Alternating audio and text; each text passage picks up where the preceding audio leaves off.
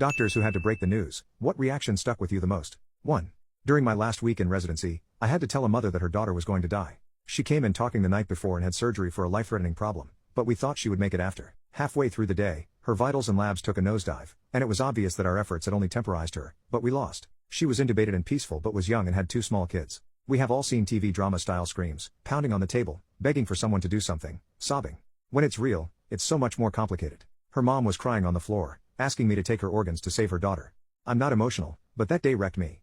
I went to the bar after attending, and we didn't talk. I try not to think about it. 2.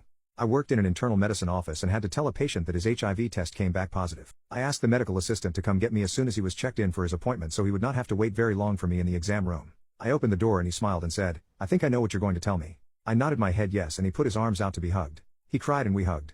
That was in 2016. I've retired from the clinic since then. He connected with me on social media. His viral load is undetectable and has a new job that he loves. 3. When I was a resident and training in the PICU, pediatric ICU, I had a family whose 3 sons were in a horrible car crash. One thankfully walked away with only a broken arm while the other 2, unfortunately, were admitted for severe injuries, and I was assigned to be their primary medical provider. It became clear after a few days one was going to make it through, but the other was not and was officially brain dead. I remember sitting down with the family to talk about the next steps as they wanted to withdraw care when Mom suddenly stopped me, hugged me, and said, "It's okay, we want to donate his organs before we withdraw care." The day he was born, I just knew I had to name him Valentino so he'd have a big heart, and now he can give that heart away to someone who needs it. I've never cried as hard as I did when they wheeled him to the OR for organ procurement, and I still tear up to this day. 4.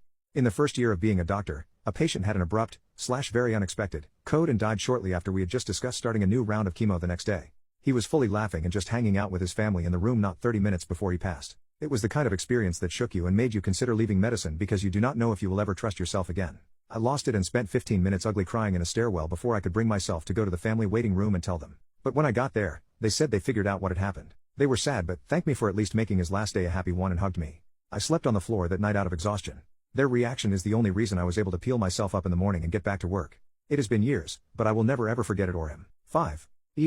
Doc. I just had a young lady die of a drug overdose. She was only 22. Her brother came as we were coding her. We had done everything and there was no bringing her back. I asked if he wanted to be in the room when we stopped, and he said yes. His reaction was heartbreaking. He screamed and cried and then picked up her body and whispered in her ear, "I love you so much. You're my best friend." And just held her and kept saying "I love you." All the staff had to take a moment after that. I've done this for 8 years, and that was one of the saddest, most heartbreaking things I've ever seen. I'll never forget them. 6. I was not a doctor but worked as a medical scribe. Basically, I went into rooms with the provider and listened to the story. The guy was DX with very severe cancer via outpatient PET scan and told by their crappy oncologist to come to the ER so someone else had to break the news so they could stay home. Anyway, I watched this otherwise cool provider take a 15-minute break after to go cry because the gentleman said something along the lines, "I am so thankful you were here today to help me, and I am so sorry you had to tell me this today."